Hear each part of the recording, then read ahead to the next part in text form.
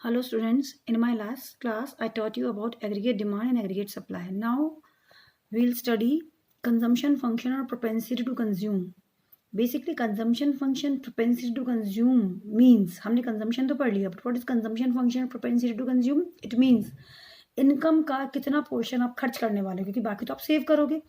Income का जितना भी पोर्शन आप खर्च करने वाले हो, that is the consumption function और propensity to consume. It means it refers to functional relationship between consumption and national income. एक बार आप इसमें देखें, C is equals to FY is the formula of consumption function. This F refers to functional relationship between consumption and income. Income और consumption में जो भी functional relationship है उसको हम बोलते हैं कंजम्पशन फंक्शन और प्रोपेंसिटी टू कंज्यूम. इसका मतलब इनकम का कितना पोर्शन हम कंज्यूम करने वाले हैं, कितना हम खर्च करने वाले हैं और कितना हम सेव करने वाले हैं. जो सेव होगा वो अलग बात है, अभी हम कंजम्पशन की बात कर रहे हैं. तो C is equals to FY. तो what is consumption function? It refers to the functional relationship between consumption and income. Okay, now let's study the graph. अभी मैंने आपको पहले बोला था कि जो फॉर्मूला होगा उसी के अकॉर्डिंग हमारा स्केड्यूल होगा, यानी कि इस फॉर्मूले में क्या क्या चीज़ें आ रही हैं. F तो फंक्शनल रिलेशनशिप हो गया, C for consumption and Y for income, यानी कि हमें दो ही चीज़ें चाहिए. Two things are required for schedule, that is consumption and income. So let's move towards consumption and income. Income we already read 0, 100, 100 का गैप रखना है. 0, 100, 200, 300, 400, 500, 600. Consumption always starts from always positive even at zero level of income. हमने पिछली बार जो करा था same table को हम कॉपी करेंगे. 40 और 80 का गैप हमने दोनों में पढ़ा था, दोनों की प्रोपोर्शन अलग अलग है. Income is rising at a faster rate than consumption, क्योंकि इनकम का जो गैप है वो 100 है और कंजम्पशन का जो गैप है वो 80 है. इसका क्या मतलब है कि जो बीच का गैप है वो क्या है, वो सेविंग है. क्या है वो? सेविंग बताया था. अब इधर देखें आप, हमने एक ग्राफ बनाया, X axis Y axis. X हमारा है इनकम. हमें क्योंकि याद रखो हमें ग्राफ में भी यही चीज़ दिखानी है, क्या क्या, इनकम एंड कंजम्पशन. तो यहाँ इनकम ले लिया एक्स एक्सिस पे और वाई एक्सिस पे हमने क्या लिया, कंजम्पशन. ये मैंने आपको बताया था कि जो हमारा इनकम जिसे हम AS भी बोलते हैं, एग्रीगेट सप्लाई या इनकम, ये हमेशा 45 डिग्रीज का होगा. जैसे कि उस दिन मैंने आपको बताया था ये ना, ऑलवेज 45 डिग्रीज. वाई और AS, वाई मतलब नेशनल इनकम और AS मीन्स एग्रीगेट सप्लाई. दोनों हमने बोला था सेम ही होता है ऑलमोस्ट. तो ये हमारा 45 डिग्रीज का रहेगा. और जो कंजम्पशन है वो कभी पॉइंट ऑफ ओरिजिन से स्टार्ट नहीं होगा. हमने पढ़ा था इसे हम ऑटोनोमस कंजम्पशन बोलते हैं, याद है ना. और पॉजिटिव स्टार्ट होगा, ये हमारा पॉजिटिव स्लोप रहेगा, यानी कि जैसे जैसे हमारी इनकम बढ़ रही है वैसे वैसे कंजम्पशन बढ़ रहा है. This is the point of equilibrium which is known as break even point. Break even point is the point where income is equals to consumption. ये वो पॉइंट है जहां हमारी इनकम किसके इक्वल है, कंजम्पशन के. यहाँ ऊपर कंजम्पशन है, नीचे इनकम है. ऊपर कंजम्पशन के कंजम्पशन ज़्यादा है इस और से इनकम कम है. हमारी इनकम कम है, हम उससे ज़्यादा कंज्यूम कर रहे हैं. इसका मतलब हम क्या कर रहे हैं, डिस सेविंग. बताया था हमने कि हम या तो किससे बोरो करके अपने खर्चे पूरे करेंगे, क्योंकि कंजम्पशन कभी भी जीरो नहीं होती. Even if income level is zero, still consumption कभी भी जीरो नहीं होगी, हमेशा पॉजिटिव होगी. तो जब तक, यानी कि हम क्या कर रहे हैं, या तो बोरो कर रहे हैं या अपनी सेविंग्स में से खर्च कर रहे हैं, कुछ तो हम कर रहे होंगे. तो अगर हमारी consumption, when our consumption is more than income, it is the dis saving. And where consumption is equals to income or income is equals to consumption, that is the break even point. And here where income is more than consumption, that is the saving. अब मैंने आपको बोला कि income is equals to consumption. Suppose आपकी income ये रहा, यहाँ देख, इनकम है हमारी 200 और कंजम्पशन भी है 200. This is our break even point. ये वाला हमारा क्या कहलाएगा, डिस सेविंग. क्या कहलाएगा ये हमारा, डिस सेविंग. और इसके बाद वाला सारा सेविंग. क्यों सेविंग कहलाएगा, क्योंकि ये हमारी इनकम ज़्यादा और कंजम्पशन कम है. लेकिन जो ब्रेक इवन पॉइंट है ये हमें एक चीज़ और बता रहा है. क्या बता रहा है कि इस वाले पॉइंट पे income is equals to consumption तो है, साथ में एक चीज़ और क्या बता रहा है कि यानी कि यहाँ पर सेविंग कुछ भी नहीं हो रही है, यानी कि saving is equals to zero. इतनी बात आई थिंक क्लियर हो गई होगी सबको, क्योंकि this is the point where income is equals to consumption. ठीक है, इनकम कंजम्पशन के बराबर है. हमारी इनकम 200, हमने 200 के 200 खर्च कर दिए, but what does it mean कि सेविंग इज निल, जीरो. आगे आता है हम इंपॉर्टेंट पॉइंट्स और observation. Starting point of consumption कब, ये हम पढ़ चुके हैं ऑलरेडी प्रीवियस टॉपिक में भी, जब हमने ADS पढ़ा था कि कंजम्पशन कब कभी भी वो हमेशा पॉजिटिव रहेगा और कभी भी पॉइंट ऑफ ओरिजिन से स्टार्ट नहीं होगा.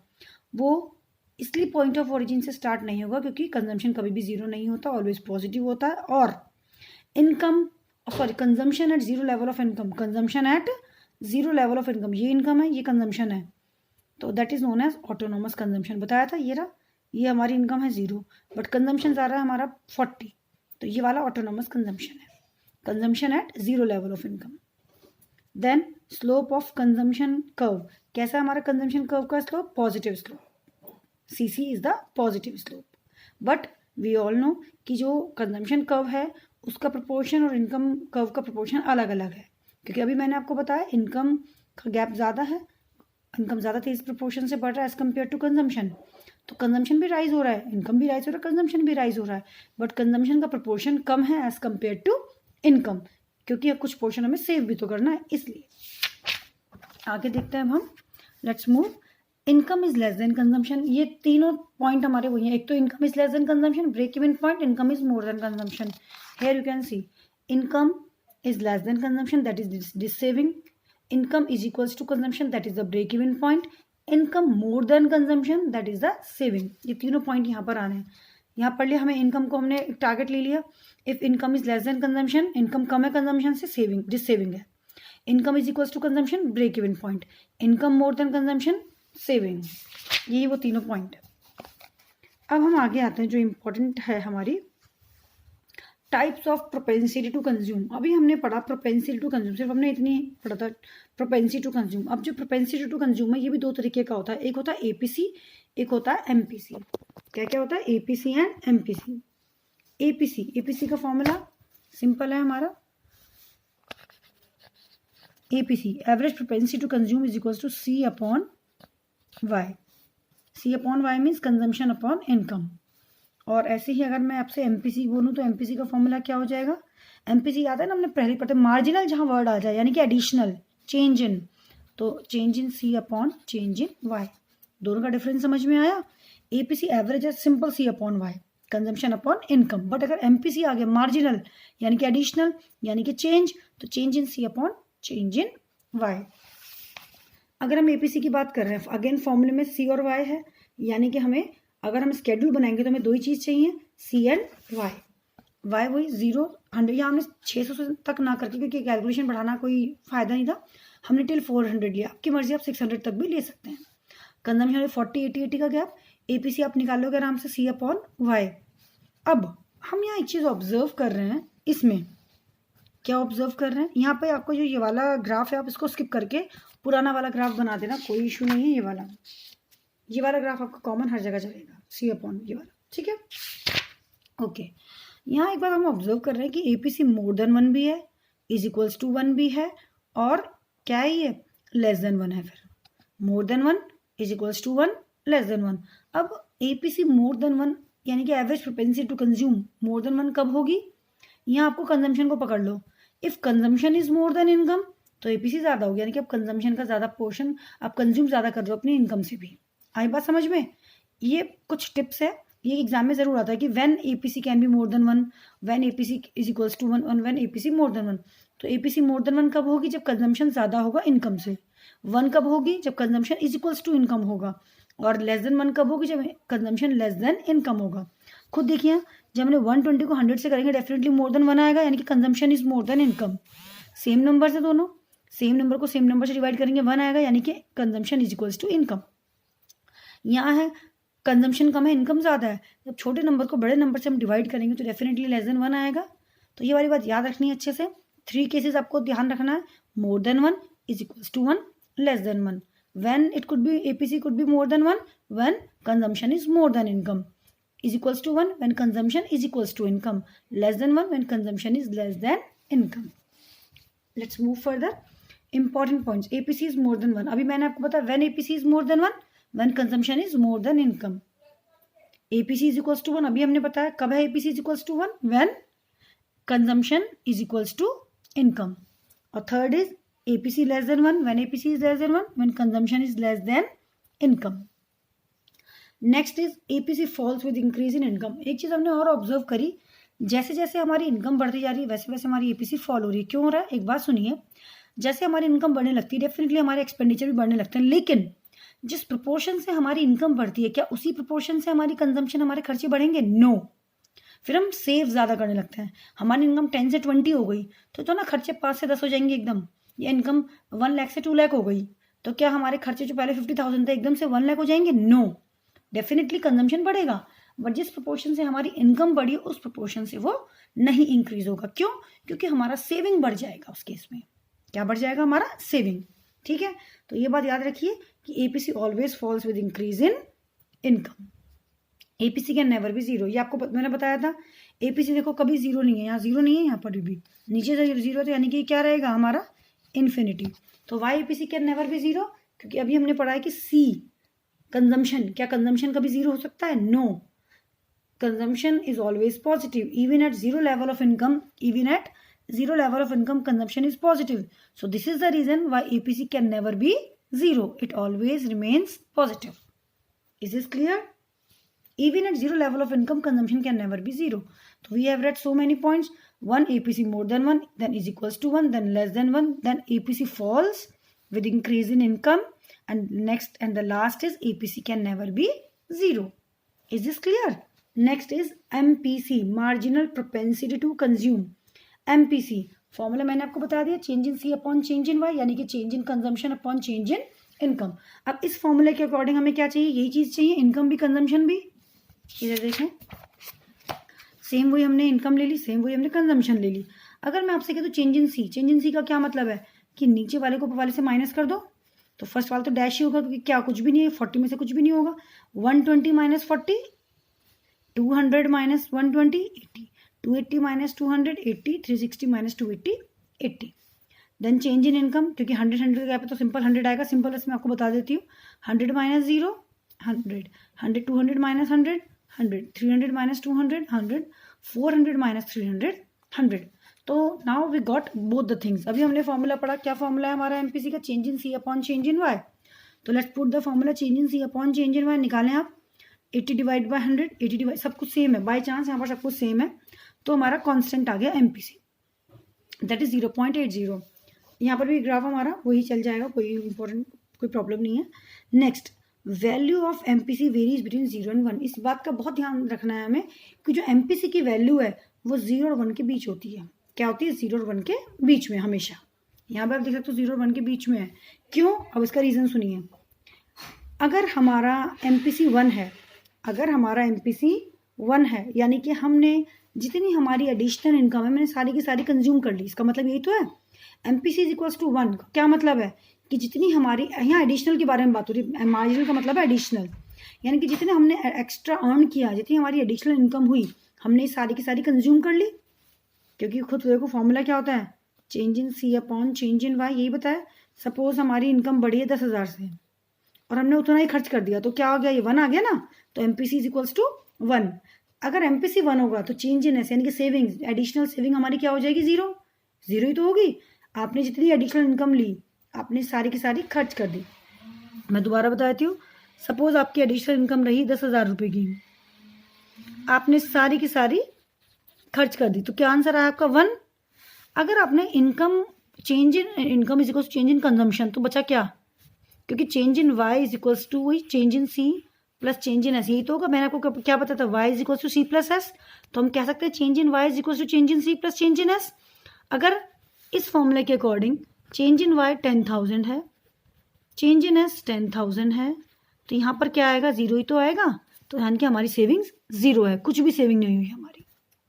ठीक है, तो वैसे मोस्टली तो 0 और 1 के बीच में ही आता है, ये एक्सेप्शनल केसेस होते हैं, कभी कभी ऐसा हो जाता है। ये कब होगा? Where are entire additional income is consumed. और एमपीसी 0 क्या मतलब है? जब हमारी सारी की सारी जितनी एडिशनल इनकम थी हमने सारी की सारी क्या कर ली? सेव कर ली, कुछ भी खर्च नहीं करा, तभी तो आएगा हमारा ये। एमपीसी 0 कब होगी? जब कंजम्पशन, हमारी एडिशनल कंजम्पशन क्या है? 0, यानी कि हमने सारा का सारा जितना एडिशनल इनकम थी हमने सारी की सारी क्या कर ली? सेव, यानी कि हमारा चेंज इन एस क्या आएगा? फिर हमारा 1 हो जाएगा। Is this clear? लेकिन नॉर्मली 0 और 1 के बीच में आता है एमपीसी। आगे आते हैं next, MPC of poor is more than that of rich.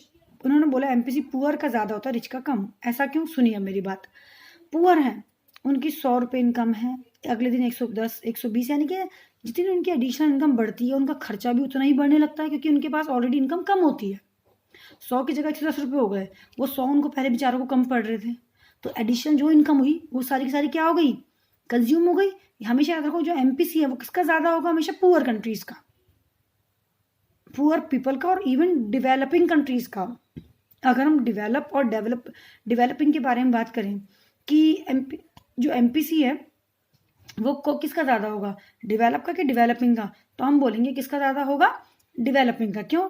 क्योंकि देखो आप, जो डेवलप्ड है उनके पास ऑलरेडी सारी चीज़ें हैं, उनको कुछ ज़्यादा खर्चा नहीं करना है। इनके जो रिच पीपल है they are already having high standard of living, सब कुछ है उनके पास, तो उन्हें बस छोटी मोटी चीज़ों पे खर्च करना होगा। लेकिन जो हम जैसी डेवलपिंग कंट्रीज़ हैं, हमें तो बहुत जगह पर टेक्नोलॉजी, बहुत जगह पे इन्वेस्ट करना है, बहुत जगह हमें इंप्रूवमेंट चाहिए, तो जो हमारी एडिशनल इनकम होगी हम सारी की सारी उनको कंज्यूम कर लेते हैं, खर्च कर देते हैं।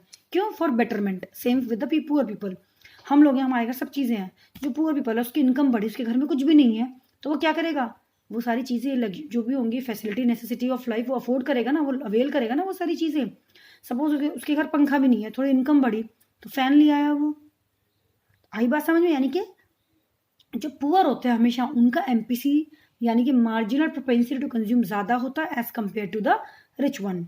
आई बात समझ में? ये बात बहुत ध्यान से रखना समझ में। क्यों ऐसा होता है? क्योंकि जो रिच हैं उनके पास ऑलरेडी सब कुछ है, तो वो अपनी इनकम का कम पोर्शन ही खर्च करेंगे, क्योंकि उनके पास जो नेसेसिटीज़ हैं, लग्जरीज, सब कुछ ही है। लेकिन जो पुअर पीपल हैं उनके पास कुछ नहीं है, तो उन्हें तो जीरो से शुरू करना है, तो उनकी इनकम का जो मेजर पोर्शन है वो खर्च होगा एडिशनल इनकम का। आई बात समझ में? तो दो चीज़ें अभी हमने पढ़ी हैं। One, MPC varies between, normally 0 और 1 के बीच में होता है, कभी कभी 0 और 1 होता है, वो हमने पढ़ लिया। एक MPC of poor is more than that of rich. और नेक्स्ट क्या है, MPC falls with successive increase in income. Same जो हमने अभी पढ़ा था कि एपीसी, अभी हमने पीछे एपीसी पढ़ा था, एपीसी क्या हो रहा है, फॉल हो रहा था with the increase in income. Same MPC भी फॉल होगा with the increase in income. यहाँ नहीं हो रहा है बट नॉर्मली ये होगा। क्यों होगा एमपीसी हमारा फॉल? वही जैसे जैसे हमारी इनकम बढ़ने लगेगी और बड़ी और बड़ी और बड़ी और बड़ी, तो धीरे धीरे हम कंजम्पशन कम करके हम सेविंग बढ़ाएंगे ना। क्योंकि मैंने अभी पुअर पीपल का एग्जाम्पल दिया, जब वो भी रिच धीरे धीरे उनके पास सारी चीज़ें हो गई, तो वो खर्च क्यों करेंगे उन पैसों को, सेव नहीं करेंगे। हाँ डेफिनेटली जो ज़रूरत की चीज़ें वो परचेज करेंगे। जैसे पहले उनके घर फैन नहीं था, बेड नहीं था, या XYZ जो भी चीज़ नहीं थी, उन्होंने वो सब अवेल कर ली, सब परचेज कर ली। अब फिर इनकम बढ़ रही तो थोड़ा और लाते नहीं वही सामान थोड़ा लाएंगे, खाने पीने पे खर्च करेंगे, कितना खर्च होगा।